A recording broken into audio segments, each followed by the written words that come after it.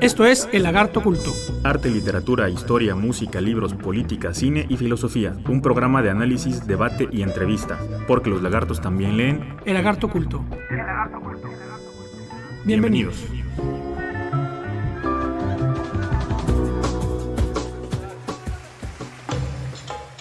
Hola, ¿cómo les va? Bienvenidos a otro programa de El Lagarto Culto, aquí por Sintonía UTAP, en el 102.5 de FM. Yo soy Ismael Carballo, saludo a mi querido amigo Iscotl Jiménez. Ico, ¿cómo te va? ¿Qué tal, Ismael? Muy bien, muy buenas noches, aquí listos y con un invitado de lujo, ¿eh? Otro programa más de Así Lagarto es. Culto, porque pues los temas se atropellan, se agolpan en la mesa, en nuestra mesa de redacción, como suele decirse, porque varios acontecimientos importantísimos, sobre todo a escala internacional, han tenido lugar en los últimos días. Se cruzó Semana Santa, hay que decirlo también, y en efecto vamos a tratar dos de ellos de manera particular con un invitado, como dices, de lujo. Se trata del doctor Jorge Abdo. Jorge, ¿qué tal? Gracias por estar con nosotros. Hola, buenas tardes, buenas noches. Bienvenido al Lagarto Culto. Bienvenido. Los temas son los siguientes. No habíamos podido tratar el acontecimiento, Iscotl y yo no lo habíamos podido tratar. El atentado que tuvo lugar en Bruselas, el atentado yihadista que tuvo lugar en Bruselas, que se suma, como ya eso sí lo hemos comentado en otros programas, se suma a otros atentados que están teniendo lugar en el despliegue de una estrategia que hay que explicar históricamente, porque tiene muchísimas variables y es de gran complejidad el problema. Y también, por otro lado, como lo hemos hecho en otros programas, que tratamos varios temas que están metidos en la agenda internacional, vamos a hablar también de la visita de Obama a Cuba, que es otro también acontecimiento importante que no podemos dejar de lado para ver sus implicaciones tanto continentales como en la escala, digamos, en el orden internacional, porque evidentemente la visita de Obama a Cuba cierra un periodo, un ciclo histórico, y habrá que ver cuáles son las variables de lo que está por venir.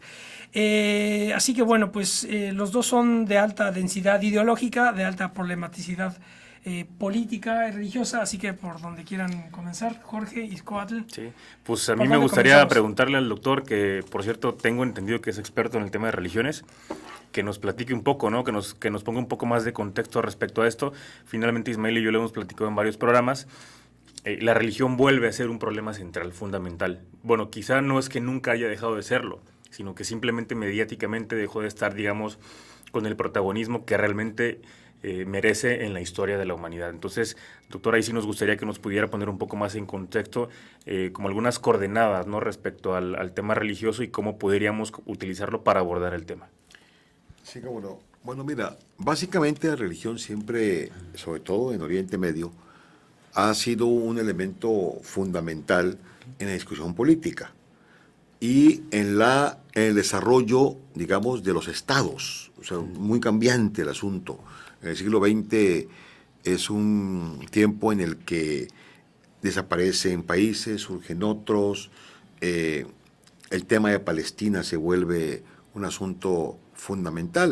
A mí me parece que ahí está el origen de toda la problemática, independientemente de que ahora el Estado Islámico lo que intente es restaurar el califato que en su oportunidad existió. No es una cuestión nueva, no lo están diseñando ellos ahora, sino que ya hace muchos años, mucho tiempo, hubo un califato que justamente tenía que ver con Irak, un poco con Irak, con Siria, y ellos lo que intentan, bueno, de manera pues un poco, más bien, sin el poco, radical, es restaurar ese califato y aplicar la ley islámica con todo rigor.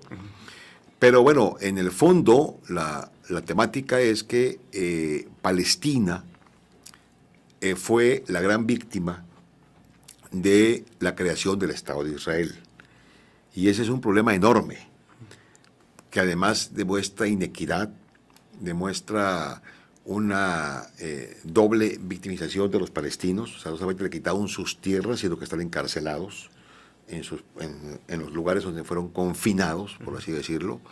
Demuestra que hay un doble discurso a nivel internacional, que una cosa es lo que se firma, lo que se pacta y lo que se acuerda, sobre todo en la ONU, y otra es lo que realmente el Estado de Israel permite y Estados Unidos que le hace segunda. O sea, vamos ahí, ha habido decisiones históricas en la ONU en donde solamente votan en contra de una resolución de la Asamblea General Estados Unidos e Israel y alguna isla, pero bueno, pero en general la votación es total y absolutamente a favor de una cuestión que tenga que ver con el Estado palestino, con resolver algún problema que está vinculado con el Estado palestino o con la causa palestina, para ser más exactos.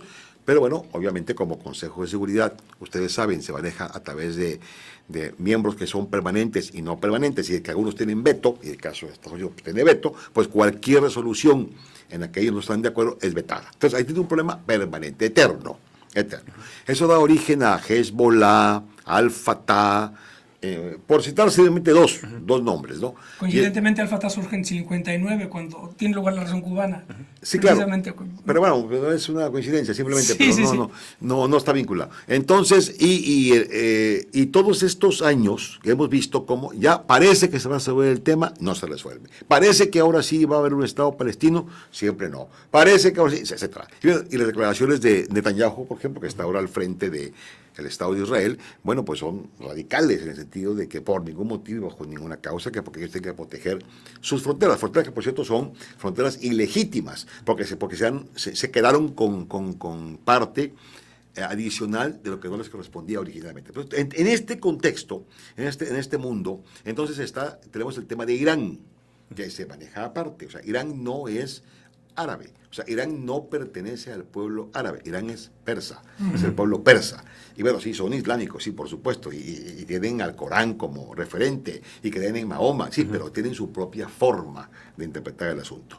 Y por el otro lado, tenemos el tema de Siria, que bueno, ese es un pueblo árabe, pero que generalmente se ha manejado por una especie de casta, que es la que ha gobernado al pueblo sirio. Luego tenemos a Arabia Saudita, que bueno, pues es una monarquía medieval, y decir medieval ya es decir ser simpáticos en el término, porque realmente ni siquiera medieval, o sea, es una monarquía totalmente autoritaria, ¿no? Y sin ningún sentido. Y tenemos el caso, por el otro lado, o estaban Irak y Libia. Irak y Libia, que eran países que, bueno, de alguna manera estaban dirigidos por dos dictadores, sí, efectivamente, dos dictadores, por dos personas que se usa el término incluso sátrapas, en el caso de uno en particular, por dos, digamos, dirigentes o líderes que efectivamente causaron mucho problema, pero que tenían, y perdónenme la expresión, controlado el tema en el Oriente Medio. En todo este enjuague, digamos, en todo este asunto, están los traficantes de armas, por supuesto, y la gente que se enriquece a través de los movimientos bélicos que se dan en la zona. Y claro, atrás de todo, siempre está quién financia, quién da las armas y quién apoya utilizando la religión. Entonces, originalmente era la idea, la Revolución Árabe, por ejemplo, esta primavera árabe, quiero decir, reciente, la idea fue quitar del poder a los dictadores. La idea era en sí muy interesante, para que haya una democracia. Muy bien, pero ¿qué pasó en Egipto? Ganan los hermanos musulmanes. Y entonces, en consecuencia, ahora tenemos otro gobierno peor que el que estaba. ¿Qué sucedió en Libia? Es un caos, absolutamente un caos. No hay gobierno porque las tribus libias, y son tribus así en el sentido auténtico, sí, que Gaddafi las controlaba. De cierta forma, sí, están gobernando. ¿Qué pasó en Siria? Debilitaron al Estado sirio. Y en ese momento, en ese instante, debilitado el Estado sirio y debilitado el Estado iraquí, o sea, ya no están los líderes, bueno, uno sí está, pero debilitado, con una posición interna muy fuerte y debilitado el Estado iraquí, entonces aparece casualmente al-Baghdadi con todo su grupo, diciendo nosotros vamos a restaurar el Estado Islámico y vamos a poner aquí orden y vamos a aplicar la ley Sharia y vamos a devolverle al pueblo musulmán su dignidad y vamos a devolverle digamos, su presencia en la historia. Eso es el regreso del Islam a la historia. Claro. A propósito de la religión. Porque somos mayores, somos mayoría, quiero decir, y por lo tanto tenemos que aplicar. Muy bien. Entonces entran como pan en mantequilla, o sea, sin problema, con cuchillo y mantequilla, quiero decir, sin ningún problema. No hay oposición. Irak acaba de tener una guerra muy fuerte, tiene problemas internos, no hay Estado, pues, en Irak. Así es. Y en el caso de Siria, pues, parecido. Les puedo comentar algo en lo personal. Yo estuve en Siria en 2009. Y estas ciudades hoy muy famosas como Homs, Raqqa, Damasco, Alepo y algunas otras, yo las recorrí, las vi, estuve casi un mes, y bueno, lo que tú ves ahora no das crédito. Pero es porque, bueno, el grupo del poder se negó a dejar el poder, pues eso es evidente, y al mismo tiempo, entonces vino la oposición interna y la lucha contra el Estado Islámico, y entonces se intervino Hezbollah en el tema y otros grupos religiosos, políticos, bélicos, vamos a llamarle así, que estaban participando en el tema. De manera que, si la religión es el origen, sí, claro. Si la falta de un Estado palestino también, por supuesto, pues es una causal ideológica. Claro. Pero en el fondo son los intereses mercenarios, los intereses, los traficantes de armas y de la gente que está en el asunto, y la complacencia, y esto lo digo con toda, pues lo que significa lo que voy a decir, con la cuestión del Estado de Israel, que en cierta forma pues también ha contribuido al desorden. Todo lo que no le afecte sus fronteras, pues ellos no se meten y dejan correr. Entonces, bueno, pues ahí tenemos una situación tan difícil como la que hemos visto en los últimos años. Niños asesinando personas en nombre del Islam, cuando el Islam es todo lo contrario. El Islam es una religión que busca el paraíso, que busca la armonía, que busca la felicidad. El Islam es verdaderamente diferente a todo lo que se difunde, a toda esta idea, pues, de que las mujeres no existen, de que no deben ni siquiera pueden manejar un vehículo, ni siquiera pueden salvar a una persona, que tienen que estar recluidas en su casa. Todo eso no es así. Eso es una deformación de cómo entender el Islam. E impulsada también por Arabia Saudita, ¿no? Sí, por con supuesto. La permisividad de los Estados Unidos también, ¿no? Y de Israel. Sí. Y de Israel. Yo insisto mucho en eso, que Israel ha estado muy quietecito en los últimos sí, pero no, ellos están atrás de todo. Porque ¿quién permite que haya tantas armas en la zona? ¿De dónde vienen las armas? ¿Quién las vende? Entonces no puede ser más que Estados Unidos o Rusia. Ahora que mencionas Rusia, ¿cómo harías el análisis yéndonos un poco para atrás cuando existía la Unión Soviética y ya que no existe? ¿Qué papel jugó la Unión Soviética? Sobre todo en el contexto, para situar esto en el contexto de la Guerra Fría. ¿Qué hizo la Unión Soviética? La Unión Soviética lo que hizo fue equilibrar.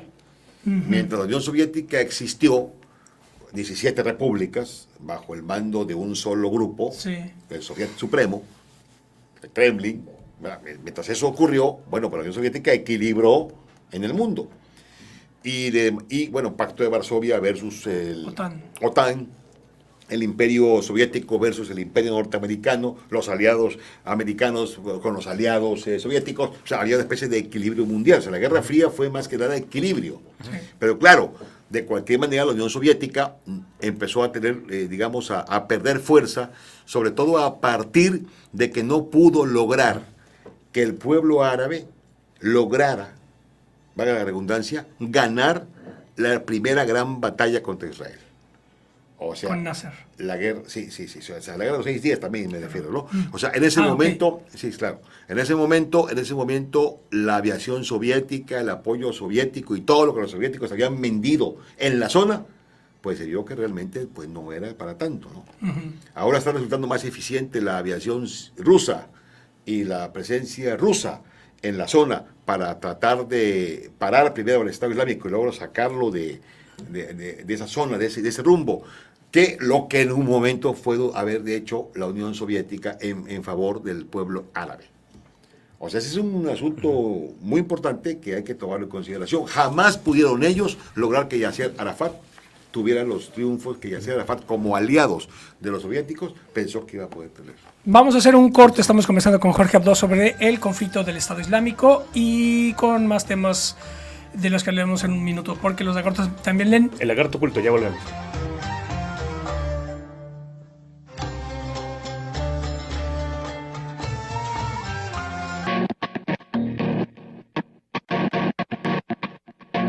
Ingeniería en Química de Procesos Industriales.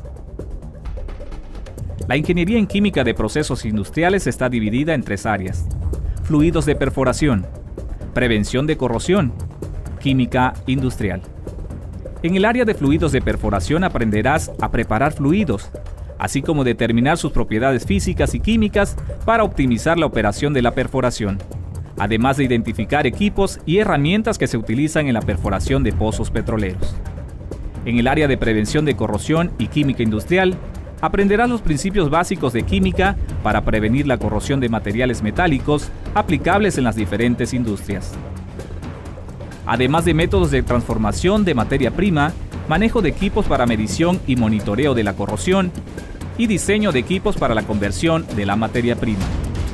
Al término de la ingeniería en química de procesos industriales en cualquiera de sus áreas, podrás desempeñarte profesionalmente en empresas públicas y privadas relacionadas con la industria del petróleo, alimentos y químicos, ya sea en la administración de proyectos, ventas, laboratorios de control de calidad y operación de equipos de transformación de materia prima.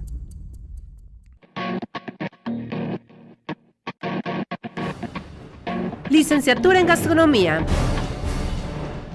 En esta carrera aprenderás técnicas de cocción, montajes y estandarización de platillos, producción de alimentos a gran escala, logística de eventos gastronómicos, servicios de alimentos y bebidas, catas de vino, maridaje, repostería, cocina internacional, diseño de menús, diseño de cocina y manejo higiénico de los alimentos.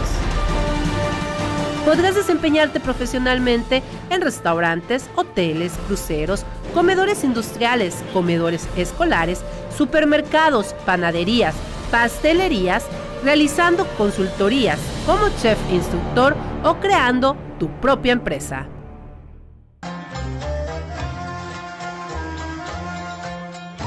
¿Qué tal? Buenas noches, ya estamos de vuelta en una nueva emisión de El Lagarto Oculto por Sintonía TAP 102.5 de FM, en este programa interesantísimo con mi amigo Ismael Carballo y con un invitado de lujo, el doctor Jorge Abdo Francis, quien, no me daría el tiempo para dar la larga lista de reconocimientos y de puestos que ha tenido, pero entre otras cosas pues ha sido rector de la Universidad Juárez Autónoma de Tabasco y creo que eso es un mérito suficiente para que sea reconocido por todos los tabasqueños.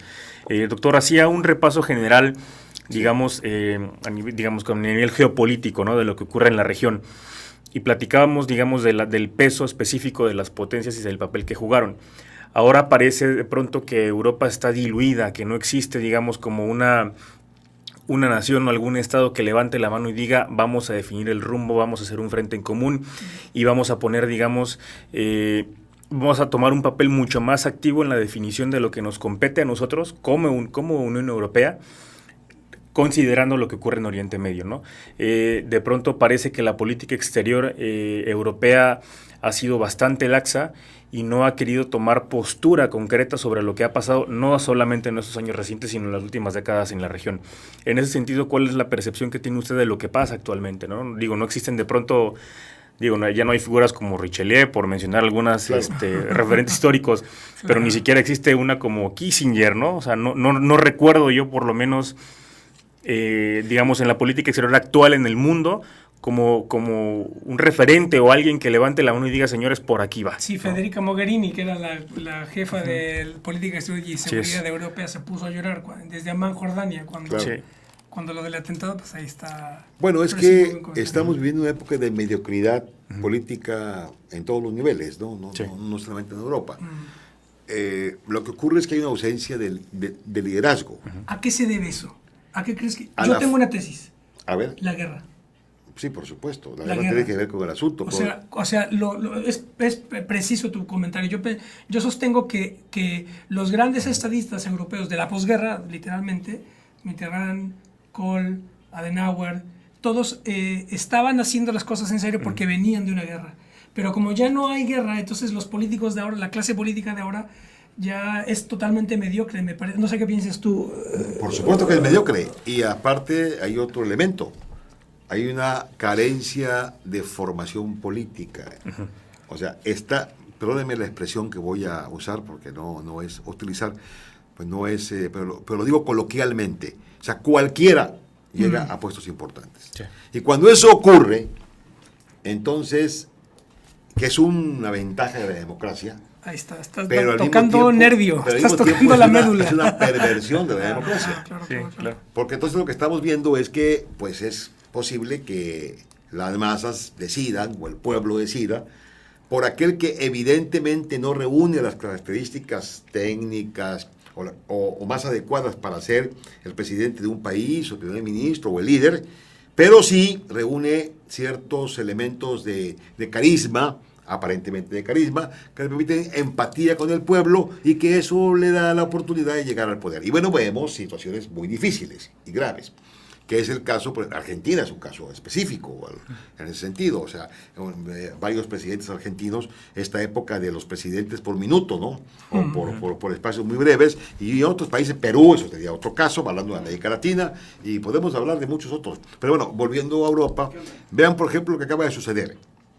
El primer ministro de Islandia, si mal no recuerdo, ha sido obligado a renunciar porque el pueblo, la gente que lo quería, que lo respetaba, se siente agraviada porque el señor aparece su nombre de alguna forma en este escándalo internacional que en los últimos días ha estado en toda la prensa y en todos los medios más bien, de los papeles de Panamá, que ya Panamá protestó por el uso del nombre. Me parece correcto eso de que no tiene que ser papeles de Panamá, tendría que ser papeles del despacho fulano de tal, no papeles de Panamá. Está denigrando al país entero, ¿no? Exactamente, al país entero.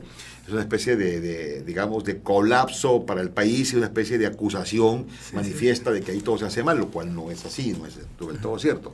Pero volviendo al asunto, entonces tú revisas la historia de España. Nosotros podemos ver, por ejemplo, que después de Franco, que fue un desastre para España, sobre todo ya en los últimos años, aplicando el garrote vil, en una España medieval, en una España total y absolutamente antidemocrática y demás. Bueno, hubo elementos, hubo gente que destacó, que dio muy buenos resultados y que de alguna forma impulsó la democracia e impulsó el desarrollo del país. Hasta Felipe González, que con todos sus defectos fue un liderazgo bastante, digamos, cercano a lo que se espera de un político. Sí. De un no se puede negar eso. Político comparado con Zapatero. Ahí voy, de un político progresista. Y de repente aparece Zapatero y aparece Aznar, y bueno, España se desploma. Y está ahorita en una situación en la cual pues ni siquiera gobierno hay. Porque además el niño que era callado, el niño que nunca opinó, el niño que creció siempre en la sombra, o sea, el señor Rajoy, hoy dirige o intenta dirigir ese país con muchos problemas. Entonces ahí tienes toda una saga, vamos a utilizar el término, de personas ausentes de liderazgo. Vamos a Francia. O sea, tú ves a François Hollande. ¿Qué te parece él? No, muy mal. Enfrentando la crisis que produjeron los atentados de noviembre, y tú dices, y va de banda en banda, o sea, da un bandazo, da otro bandazo, ya iba a quitar la ciudadanía, siempre no, que siempre sí, que esto, que lo otro. O sea, no tiene una definición de qué hacer, porque no están preparados para enfrentar un problema que se fue creando conforme los años pasaron y que se fue incubando. Entonces, el ejemplo concreto. Y para terminar, los políticos belgas. O sea, ¿cómo es posible? Ya digo, por citar más tres ejemplos, también hay ejemplos positivos, como es el de Angela Merkel, la alemana, que es la que más o menos tiene cierta idea y trata de conducir lo que tú me preguntabas, cuál, la crisis en la que está Europa y evitar la posible desintegración de la Unión Europea, que es una apuesta también de algunos grupos de poder internacional para ganar. Siempre el tema es ganar más y ganar más. Y la Unión Europea como bloque, pues obviamente limita las posibilidades de ganancia de muchos grupos internacionales. Entonces, bueno, también este movimiento de la geopolítica va vinculado con la parte económica. Sí. Fíjense que respecto, que la pregunta de Scott fue muy pertinente porque me llegó de España, precisamente de una red social en la que estoy, un mensaje que están compartiendo en donde Noruega, no sé si sabían, Noruega prohibió las mezquitas en el país. Entonces la nota dice: Noruega ha prohibido a Arabia Saudita financiar mezquitas mientras que no permita construir iglesias en su país. El gobierno noruego ha dado un paso importante a la hora de defender la libertad en Europa frente al totalitarismo islámico. Jonas Gahr Store, ministro de Asuntos Exteriores, ha afirmado que se rechazarán las donaciones millonarias de Arabia Saudí y varios empresarios musulmanes para financiar la construcción de mezquitas en Noruega. Según dicho ministro, las comunidades religiosas tienen derecho a recibir ayuda financiera, pero el gobierno noruego, excepcionalmente y por razones lógicas, no apoya la financiación islámica en cientos de millones de euros. El ministro apuntó que será una paradoja y antinatural aceptar las fuentes de financiación de un país donde no hay libertad religiosa, es decir, donde no se permite que se crean iglesias católicas o protestantes. Ese es un tema que se está generando, o sea, no va a ser Noruega, en general. Mira, acabo de leer una entrevista al expresidente de Uruguay y hoy senador uruguayo, Pepe Mujica. Sí. Muy interesante la entrevista. donde dice que se equivocó y que no volvería a hacer lo que en su momento impulsó. ¿Qué es lo que impulsó? Que 5 personas que estaban privadas de la libertad en Guantánamo se fueran a Uruguay. Sí. Que provocó reacciones adversas, que ellos nunca se adaptaron a la realidad del Uruguay, que se incluso atacaron al gobierno uruguayo por haber cumplido su palabra, etcétera, etcétera, etcétera. O sea, que en vez de ser una cuestión positiva, resultó negativa, y dice él, porque ellos no partieron de la premisa básica. Y esto vale para todo, no nada más para este momento de que 5 personas que estaban detenidas en Guantánamo y que se van a Uruguay, que uno pensaría, están muy agradecidos, están muy contentos. Olvidó el expresidente uruguayo que eran gente de Al Qaeda. Olvidó el expresidente uruguayo que eran terroristas, que efectivamente sí eran terroristas y que estaban vinculados a redes internacionales de terrorismo. Y que esa gente no tiene, no piensa igual o no razona igual que los demás, ¿no? Entonces, dijo, es que ellos perdieron de vista que a la tierra que fueres, usó este término, haz lo que vieres. Por ejemplo, se armó un debate en Uruguay, a propósito de lo que acabas de mencionar, porque ellos se casaron por la legislación islámica, 2 de ellos, sin haber contraído primero matrimonio por la legislación civil. Y entonces los católicos protestaron. ¿Cómo es posible que a los católicos y a los que profesan la fe católica se les exija, para poder casarse por la iglesia, tener el documento que acredite que ya contrajeron matrimonio por la vía civil, y a estos no? Por citar un solo ejemplo de lo que pasó, lo que desencadenó la presencia de 5 ex detenidos de Guantánamo en Uruguay. Claro. Y la recomendación que hace Mujica de que ya no lo hagan y que no lo sigan claro, haciendo. como no tiene pelos en la lengua, Pepe Mujica Sí, dice lo que le viene en gana, y no, ahora más si no es presidente. No, y que ya no sigan, y que ya no, que fue un error, y lo asume como error. Sí. Claro. Valioso la declaración. Viniendo desde quien viene. Sí, lo asume como error, lo asume como diciendo, me equivoqué. Claro. Así. Porque puede ser atacado de intolerante inmediatamente. Pero ahí es donde voy a la segunda parte. Ese es el tipo de políticos que el mundo necesita. Claro. Un político que diga públicamente, me equivoqué. Claro. Sí.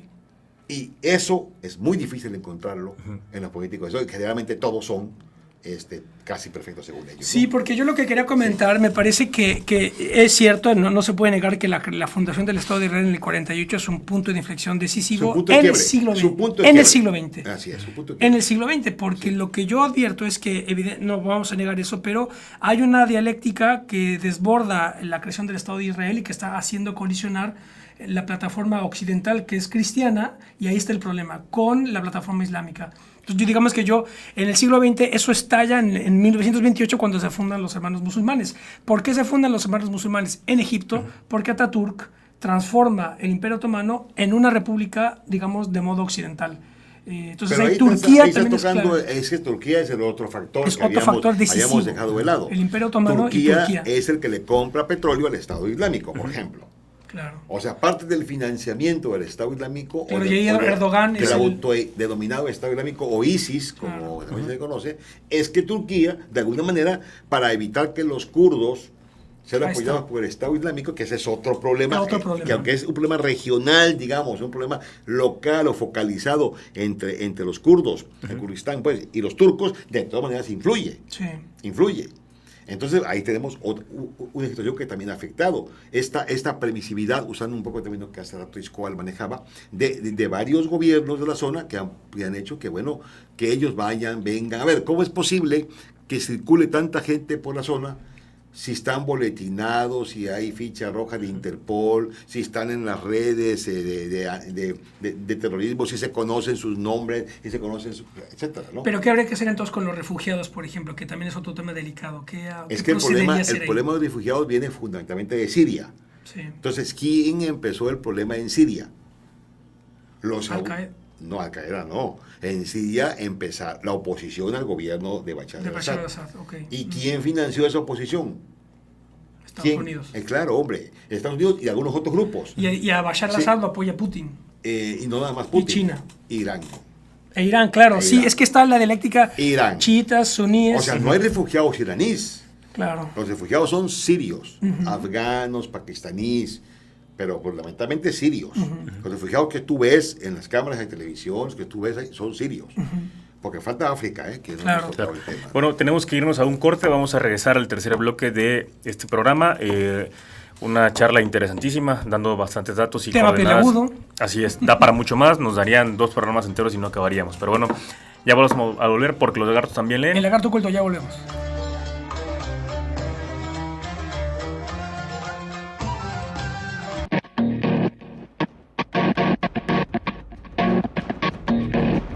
Ingeniería en mantenimiento industrial. En esta carrera aprenderás a mantener en operación constante los equipos industriales, aplicando la normatividad en las áreas eléctricas y de seguridad e higiene, así como determinar el tipo de mantenimiento tanto preventivo y predictivo.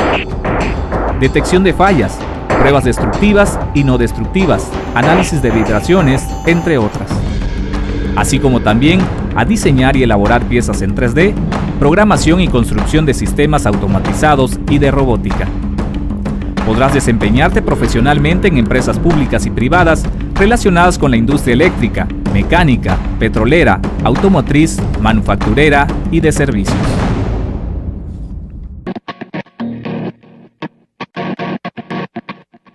TSU en Desarrollo de Negocios, área Mercadotecnia.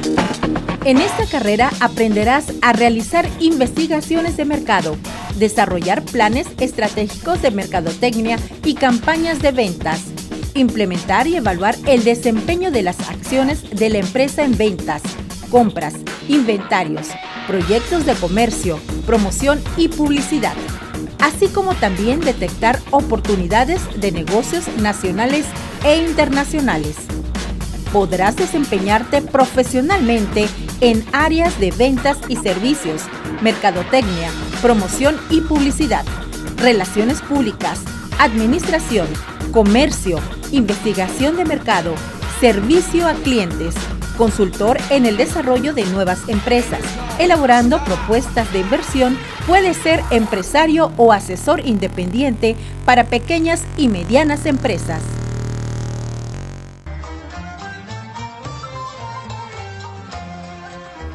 Ya estamos de vuelta, eso es el lagarto oculto. Estamos conversando con Jorge Abdo sobre 2 temas en particular. Pasamos al segundo. Es imposible ser, digamos, resolutivo, ¿verdad? O ya arribar a alguna conclusión sobre un conflicto en marcha, como es el conflicto con el Estado Islámico. Pero bueno, se trata de dar un poco más de claves y de variables para interpretar el curso de las cosas. Hablemos ahora un poco de la visita de Obama a Cuba, que también pues cierra un ciclo histórico, un acontecimiento fundamental de la Guerra Fría, que llega a su fin, abre una nueva etapa que habrá que ver cuál es la marcha de las cosas. Yo planteo que la alternativa histórica de Raúl Castro va a ser o Gorbachev o Deng Xiaoping, y me parece que va a ser Deng Xiaoping, es decir, el Partido Comunista de Cuba no va a soltar el poder, va a liberalizar la economía, pero va a mantener el partido, el control del poder político. Esa me imagino que va a ser la opción que van a querer, no así la de Gorbachev, que liberalizó la economía y liberalizó el sistema político, y llega Yeltsin y se hace un caos para que después llegara Putin. Pero bueno, es una manera de entrar al tema. No sé qué piensas tú de, pues coincido, de Cuba. coincido absolutamente contigo. Me parece que Raúl Castro en ningún momento va a permitir que lo que su hermano, porque él es simplemente una figura secundaria de este asunto, creo que su hermano construyó, junto con el equipo que lo ayudó en su momento, se desbarate en sus manos. O sea, cualquiera otra persona sí, pero no Raúl Castro. Entonces, por supuesto que no se va a ir por el lado de Mikhail Gorbachev, por supuesto que no habrá una transformación radical en este momento, mientras Fidel viva. Y como Fidel parece que tiene pacto con no sé quién, entonces pues ahí, mientras él esté vivo y ve lo que acaba de hacer, pues la forma, la carta esta en la que reflexiona pues de manera bastante dura en relación con la visita de Obama a Cuba. Entonces Raúl va a tener que seguir jugando el frágil equilibrio de no romper con su hermano y de seguir avanzando en algunas reformas o en algunos temas que le permitan a Cuba posicionarse en forma distinta, pero no radicalmente, sino es un cambio gradual, sí, paulatino. Eso por un lado.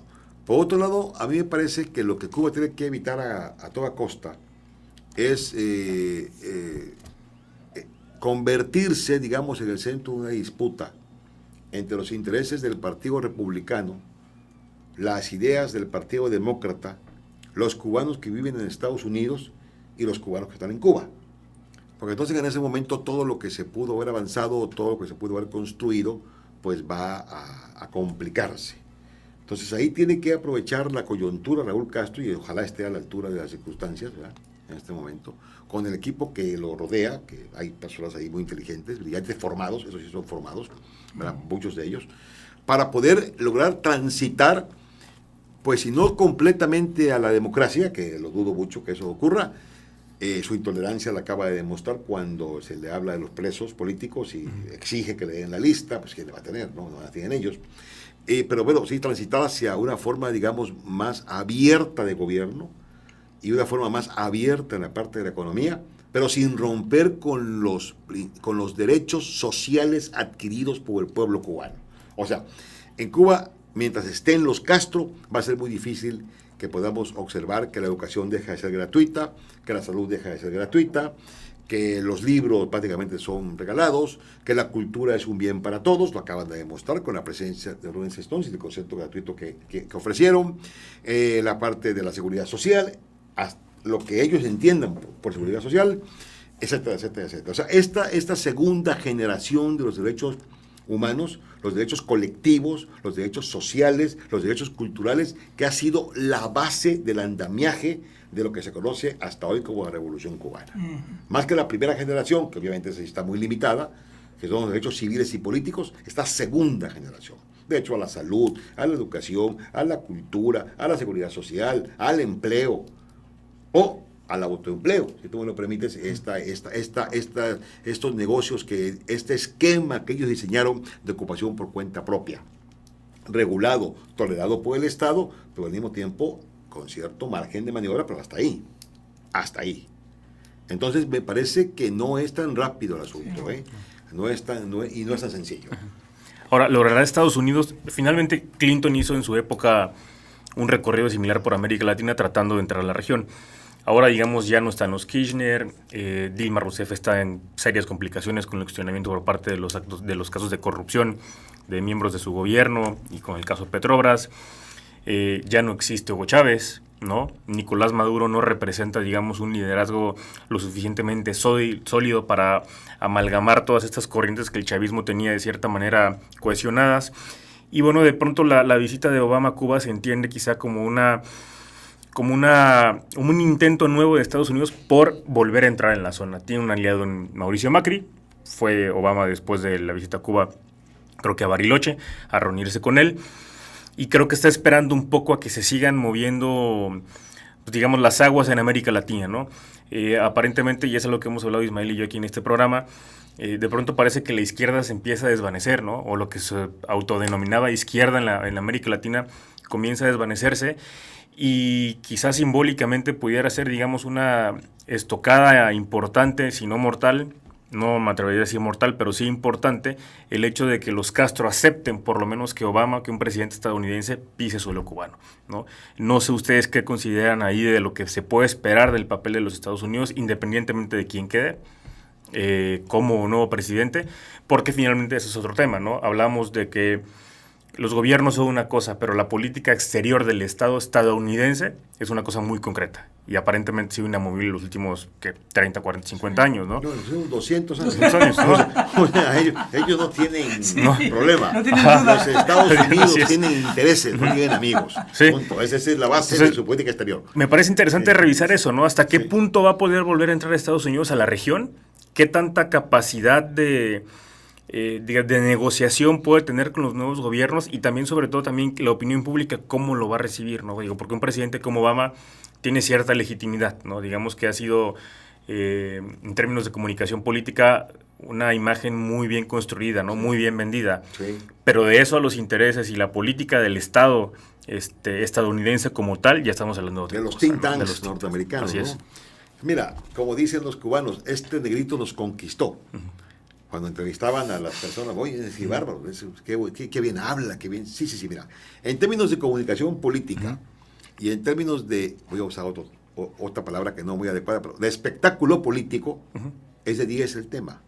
¿Es de qué? De 10. Sí. De 10. El asunto, tú me preguntas, Estados Unidos vuelve a entrar a la región. Perdón, nunca se ha ido. O sea, Estados Unidos siempre ha tenido el control de la región. No importa que estuviera Hugo Chávez en Venezuela. ¿O tú viste que algún día Hugo Chávez se hubiese peleado realmente con Estados Unidos? ¿Hubiese provocado algún problema real a Estados Unidos? Jamás. Cuba, ¿cuál es la línea de defensa de Cuba? ¿Cuál es el argumento fundamental de los cubanos? No, pero el embargo es en contra de ellos, pero ¿cuál es el argumento fundamental para evitar que ellos tuvieran una invasión, que ellos fueran tocados con el pétalo de una rosa, militarmente estoy diciendo, bélicamente, no económicamente sí, por supuesto, que ellos eran la defensa en el Caribe de la lucha contra el narcotráfico, independientemente de otras historias que se cuentan? Pero bueno, ellos de alguna manera siempre vendieron eso, de que estaban, y la segunda parte es que durante ya muchísimos años dejaron de exportar la revolución.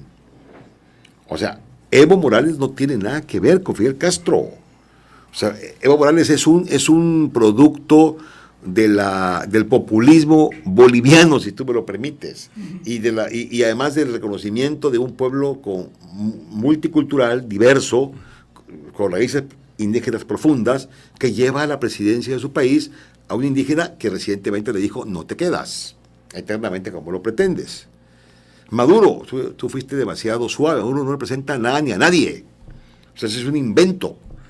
Y bueno, están las pruebas, está demostrado. O sea, no ha podido resolver el problema. Perú es un caos. Ahorita, por ejemplo, si tú revisas el 10 de abril, va a haber elecciones. Aunque Perú nunca se ha inscrito en ese bloque de izquierda. Que pero Alan García coqueteó con el tema, en fin, ¿no? Y aparte, si tú revisas a Mariátegui. Que el APRA es interesantísimo como partido político. Y revisas las tesis de Mariátegui. Sí, de ahí de la torre. Entonces, bueno, sí hay antecedentes. En este momento, Keiko Fujimori, la hija del presidente Fujimori, pues es candidata a la presidencia del Perú, y bueno, ese tipo de cosas, ¿no? Paraguay, pues es otro problema bastante complicado. Chile, Bachelet simplemente no puede, en esta oportunidad nueva que se le presentó de gobernar el país. Bueno, Brasil, ve el escándalo que traen, el constructor del nuevo Brasil, el líder, el hombre carismático, el gran personaje, el gran político, bueno, metido en una serie de enredos terribles, y ahora resulta, además, que el que impulsa el juicio político y que el que impulsa la, digamos, la defenestración de Dilma Rousseff, pues está involucrado en los papeles de Panamá, el presidente del Congreso brasileño. Entonces, bueno, a ver, ¿de qué se trata, no? Y finalmente, por hacer un rápido recorrido, ya Centroamérica ya ni siquiera los detenemos, ¿no? O sea, ¿En dónde, perdón? Centroamérica, no tiene ningún caso perder el tiempo. O sea, digo, en este aspecto, me refiero, en este asunto de que ahí siempre ha estado Estados Unidos sin ningún problema, de ningún tipo. Entonces, sí está, por supuesto que está, y gobierna la región. UNASUR jamás pudo haber, sí tuvo cierta presencia, sí, claro, sí, pero no la legitimidad necesaria para imponer medidas, digamos, en contra de los intereses de Estados Unidos, que finalmente lo que a ellos les interesa, les cuenta, pues quiero decir. Correa, que es el más inteligente de todos, el de mejor discurso, el más articulado, el que sí sabe de políticas públicas, el que sí sabe de políticas vinculadas al desempeño, el que sí está formado en la administración pública, lo desbarató la baja del precio del petróleo. Entonces, si había que añadir un tema adicional de cómo esta situación de América Latina o estos países que ciertamente que podían pensarse como progresistas o como de izquierda o como de avanzada, como tú quieras, tenían ya problemas serios con la baja del precio del petróleo y la muerte de Chávez, pues definitivamente están totalmente fuera. Cuba no puede sustituir a Chávez. Claro. Cuba no puede, los Castro ya no están en condiciones de suplir el liderazgo de Chávez, que Chávez lo basaba su liderazgo justamente en el precio del petróleo y en la posibilidad de repartir y de ayudar a los demás. Eso se acabó. Entonces nunca fue una situación de gran calado, fue de coyuntura. ¿Cómo? A diferencia de la política norteamericana o americana, si tú me lo permites, en materia internacional, que desde que se diseñó siempre ha sido la misma.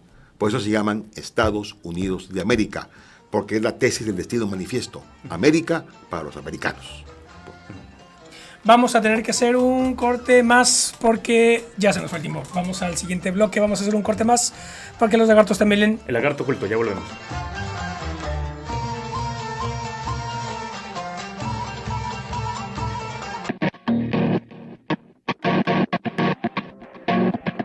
Ingeniería en Gestión de Proyectos. En esta carrera aprenderás a identificar oportunidades para la creación de nuevos negocios, realizar mejoras en las empresas establecidas, así como también formular planes de negocios para empresas nuevas e implementar estrategias que le permitan conseguir financiamientos para el desarrollo de nuevos proyectos. Podrás desempeñarte profesionalmente en instituciones que otorgan financiamiento a proyectos, agencias de publicidad, servicios comerciales de empresas industriales. Como profesionista independiente, con un alto sentido creativo y emprendedor.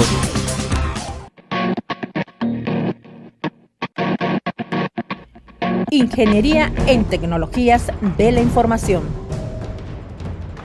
En esta carrera aprenderás a instalar y configurar equipos de redes y telecomunicaciones, desarrollar sistemas de información, diseño y elaboración de páginas web, así como también administrar y dar mantenimiento a infraestructuras de telecomunicaciones.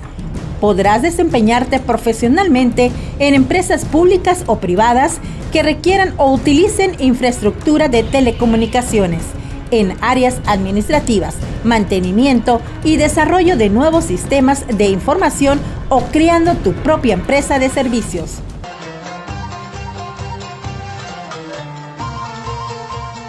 ¿Qué tal? Ya estamos de vuelta en el Lagarto Oculto por Sintonía UTAP 102.5 de FM. Abordamos dos temas sumamente polémicos e interesantes. Nos darían muchos más programas para seguir debatiendo y discutiendo al respecto. Interesantísima charla aquí con el doctor Abdo. Y bueno, como es tradición en este último bloque, empezamos con las recomendaciones de libros. Yo, por mi parte, si me permiten empezar, Claro. el día de hoy les traigo unos libros que no tienen nada que ver con los temas que hemos tocado el día de hoy, que son de poesía. Se los debía. Recuerdo que hace poco entrevistamos a algunos poetas que vinieron al Encuentro Iberoamericano de Poesía Carlos Pellicer Cámara, aquí en nuestro estado de Tabasco. Y bueno, descubrí dos libritos que me gustaron mucho. Uno es de Federico Díaz Granados, que es un poeta colombiano relativamente joven, 41 años de edad. Una poesía un poco, digamos, cruda, en el sentido que no es, digamos, la poesía que normalmente se conoce como un poco romántica, sino que es hasta escatológica, por decirlo así.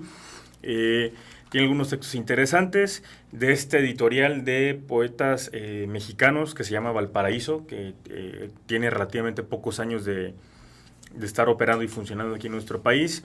Se los recomiendo mucho por si les interesa. Este libro lo pueden encontrar en la Galería de Arte El Jaguar Despertado, aquí en la zona luz de la ciudad de Villahermosa. Otro libro que les traigo de poesía que a mí particularmente, lo he ojeado, no lo he leído todo, pero se me hace muy rico por la oferta que tiene, es este que se llama En el ombligo de la luna, antología de poetas del mundo, que es una compilación de algunos poemas derivados del segundo encuentro internacional de poesía que se organizó en la Ciudad de México en el año 2015. Tiene textos de poetas que, de países como Cuba, Colombia, Siria, Dinamarca, Lituania, Jordania, España, Egipto, México, Macedonia, Estados Unidos, por mencionarles algunos. Aquí lo interesante es que, bueno, el objetivo de esta compilación, de esta colección de poesía, es justamente tender un puente entre poetas que escriben en español y de algunas otras latitudes del mundo, con algunos otros idiomas, para revisar un poco las conexiones que a nivel, digamos, en este sentido de la técnica de poesía pueden encontrarse. Se lo recomiendo muchísimo. También lo encuentran ahí en la Galería de Arte El Jaguar Despertado. En verdad los precios son muy accesibles, muy, muy accesibles. Esto no me costó más de 50 pesos.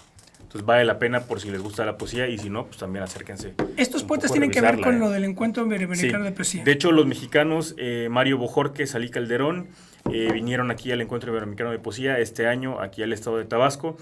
Y en general me he llevado unas gratas sorpresas, ¿no? A mí que me gusta leer poesía, pues sí, se los recomiendo. Entonces vale la pena que lo busquen.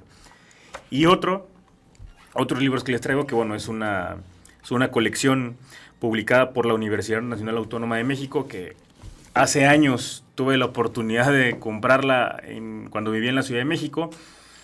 Los perdí por algún asunto de mudanzas. Pero bueno, lo vuelvo a encontrar aquí en la Casa de los Azulejos, aquí en la zona luz también de la ciudad de Villahermosa, que es la obra de poesía completa de don Carlos Pellicer Cámara. No tengo la necesidad de recordarles quién es Carlos Pellicer Cámara aquí a los tabasqueños, pero en verdad son 3 volúmenes que edita la Universidad Nacional Autónoma de México junto con el CONACULTA, donde reúne... ¿Perdón? Y Ediciones El Equilibrista, que es la... Fíjate que Sí, no sabía, no ubico la editorial, Sí. pero... Sí, buenísima. Sí. Y, por ejemplo, bueno, entre algunos textos que recogen está, por supuesto, la obra plasmada en colores en El mar y otros poemas, que es una de las obras más, consultadas del maestro Pellicer. En el segundo volumen, Práctica de vuelo, también Reincidencias y cosillas para el nacimiento. Y en el último, digamos, ya la obra del Pellicer, pues mucho más maduro, ¿no? Se los recomiendo, creo que todo tabasqueño y todo mexicano tiene la obligación de consultar la obra del maestro Pellicer. En verdad, esto me salió en 300 pesos. O sea, creo que es una ganga para lo que realmente representa esta obra, la obra poética del maestro Pellicer. Se la recomiendo muchísimo. Búsquenla en la Casa de los Azulejos. ¿Oportunidad de conocer a Pellicer? Sí, con él? ya en sus últimos años, sobre todo cuando fue candidato a senador. Sí. Pues yo era muy joven en esa época, pero de cualquier manera tuve la oportunidad de acercarme a él, saludarlo. La última vez que lo vi fue en la Quinta Grijalva, en la toma de posesión del gobernador Trujillo García. En la toma de posesión del ingeniero Rubirosa, discúlpame, Rubirosa. Y bueno, él muere poco después, producto de una situación que le ocurre en su casa. Unos ladrones entraron y le robaron sus cuadros de Velasco y otros cuadros, pero lo que más él le afectó fue el robo de los cuadros de José María Velasco, y eso lo afectó mucho. Ya era un hombre mayor, de todas maneras. En ese momento era senador de la República.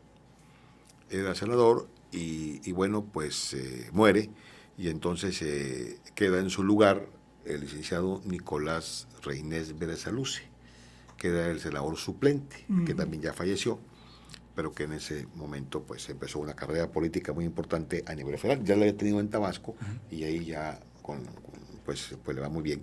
Fueron 2 senadores tabasqueños que pidieron licencia. Uno pide licencia y el otro muere, que es Pellicer, y pide licencia David Gustavo Gutiérrez, era otro senador por Tabasco. Y entonces asume el Senado Óscar Cantón Cetina. Perdón, Eliseo Antonio Campo Ramírez, discúlpame, Antonio Campo Ramírez. Cantón fue en otra ocasión.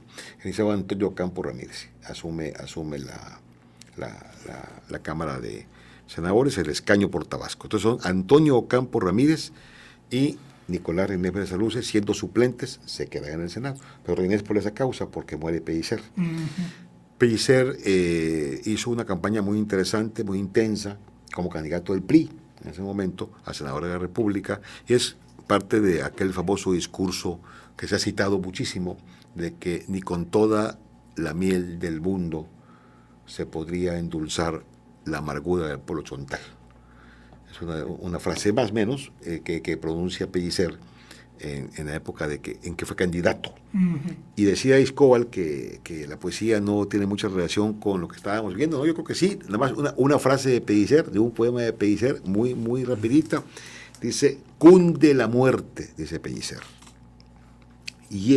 repleta de vida, hiede el odio, cadáver insepulto. El problema en este momento del mundo es el odio.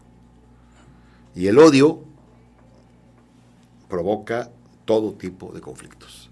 Entonces es una reflexión profunda del maestro Pellicer: cunde la muerte repleta de vida, hiede el odio, cadáver insepulto. Muy bien, yo por mi parte les traje que me llegó hace poquito, que es pues la verdad una obra magistral, porque es ni más ni menos que la biografía de Carl Schmitt. Carl Schmitt es pues uno de los grandes teóricos del derecho del siglo XX, polémico hasta... Del derecho constitucional. Y de la teoría política, en realidad. Él tiene el texto es. Clásico de Schmitt, es El concepto de lo político, que es un texto electrizante, fabuloso, que te lleva años recuperarte de la potencia que tiene conceptual y filosófica de ese texto, que trata de definir la esencia de lo político como dada en función de la relación amigo-enemigo. ¿No? Lo político es lo que se define en función del amigo y el enemigo. Y es un autor muy polémico porque militó en el Partido Socialista. Bueno, estuvo vinculado más bien, ¿no? Creo que militó, de hecho, sí. Y Entonces, después, al final de la Segunda Guerra, estuvo incluso recluido de alguna manera por los aliados cuando triunfan. Y entonces terminó de alguna manera postrado por haber tenido esa cercanía con el nazismo, pero fue uno de los grandes teóricos alemanes del derecho, de la tradición jurídica alemana. Uno de los grandes fue Carl Schmitt. Y pues yo, navegando ociosamente en internet, en Amazon concretamente, vi que ya está la biografía. Yo no sabía que la estaba redactando. El autor Reinhard Mehring es uno de los grandes estudiosos de la obra de Schmitt, pero yo no sabía que estaba redactando la biografía. Y entonces pues nomás la vi, pues lo pedí, me llegó como en 5 días aquí a Villahermosa. Así pues que, muy bien. Sí, es una... Yo no tengo el libro a la mano, pero voy a recomendar un texto de una autora judía, para que no digan que no se recomienda. Una autora judía interesantísima, brillante, polémica, que se llama Hannah Arendt. Claro. Alemana, pues, pero de origen judío. Cuya relación con Heidegger, por ejemplo, fue cuestionada ella, y luego ella cuestiona a Heidegger porque también por su vinculación con ese régimen nazista que tú haces referencia cuando fue rector de la Universidad de Friburgo, si mal no recuerdo, Heidegger. Pero bueno, en fin, la biografía de Hannah Arendt es una biografía, no tengo a la mano el texto, no tengo a la mano el libro. La próxima vez que me inviten, lo prometo traerlo. Es brillante y habla de esta mujer polémica que su momento más intenso lo tuvo cuando fue corresponsal de New Yorker a los juicios de Eichmann, o al juicio de Eichmann, el supuesto terrible carnicero nazi, que ella demuestra, perfectamente lo demuestra en sus escritos que publica en New Yorker y que luego lo va a publicar como los juicios de Eichmann, que era un mediocre, que era simplemente un burócrata, que era un hombre útil, pero de ninguna manera un criminal y un asesino, y entonces acuña el famosísimo concepto de la banalidad del mal. Sí. Hannah Arendt. Es Eichmann en Jerusalén, ensayo sobre la banalidad del mal. Así es, impresionante. Es una autora verdaderamente imprescindible para entender la situación del mundo actual y sobre todo los temas que hemos estado tocando esa noche. Yo también traje otro más que también me llegó, me aproveché y pedí de la autora no la conocía, Beatriz Heuser, Reading Clausewitz, leyendo a Clausewitz. Bueno. Es un estudio sobre la obra clásica de Clausewitz, de la guerra, que es, yo creo que del siglo XIX, uno de los grandes libros del siglo XIX, que podrían ser, pues yo qué sé, El origen de las especies, El Capital, el Manifiesto del Partido Comunista, La Comedia Humana de Balzac, y uno de ellos es sobre la guerra de Clausewitz, que está publicado en 1832. Y esta profesora de la universidad, ahora les digo, una universidad en Inglaterra, hace un análisis exhaustivo de la obra misma, de la biografía del autor y luego de las distintas interpretaciones que se han hecho de la obra, de esta obra tan importante, que fue leída por Mao, por Lenin, por Stalin, por guerrilleros, que es un texto, digamos, de cabecera para la estrategia, no nada más militar, sino para la estrategia política, uno de los grandes textos del siglo XIX. Entonces, bueno, pues también yo pedí este texto leyendo a Clausewitz de Beatriz Heuser. Perfecto. Bueno, y como ya es costumbre también, nos mandan del Instituto de Cultura la agenda cultural para el mes de abril. Recordarles que esta semana es una serie de actividades en el marco del Día Mundial del Arte. La Casa de Artes José Gorostiza va a albergar una serie de actividades que se van a desarrollar en ese sentido. Y bueno, en horarios de 4 de la tarde a 8 de la noche pueden asistir, martes, miércoles, jueves y viernes. Algunas cosas interesantes que se ven. El miércoles, por ejemplo, este miércoles 13 de abril, se dará una conferencia llamada Café Digital 19, las jornadas de artistas cubanos, a cargo de la doctora Grisel Pujalá, patrocinada por la Universidad de las Indias Occidentales, ¿no? Entonces, vale la pena. Esto es en el Jaguar Despertado a las 7 de la noche, ¿no? Entre algunas otras actividades ahí que podemos citar. Pues bueno, doctor, en verdad, un verdadero placer y un privilegio tenerlo aquí en la cabina con nosotros. Gracias. Gracias, Jorge. Mantener la invitación abierta, por supuesto, a este espacio las veces que quiera. ¿Cómo no? Y pues agradecerle en verdad muchísimo las aportaciones que nos ha dado. Jorge tiene un libro interesantísimo sobre el Constituyente de 1914, sobre la Convención de Aguascalientes. A ver si pronto nos acompañas de nuevo para hablar sobre eso. ¿Te parece? Sí, con mucho gusto. Estupendo. Pues muy Excelente. bien. Ico. Pues Ismael, muchas gracias. De nuevo cuenta, gracias también a ustedes por escucharnos por Sintonía UTAP 102.5 de FM, porque los lagartos también leen. El lagarto oculto. Hasta la próxima.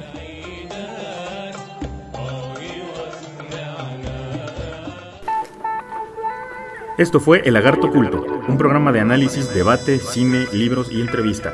No dejes de sintonizarnos nuevamente a las 20 horas por Sintonía UTAP en el 102.5 de FM, porque los lagartos también leen El Lagarto Culto. Hasta la próxima.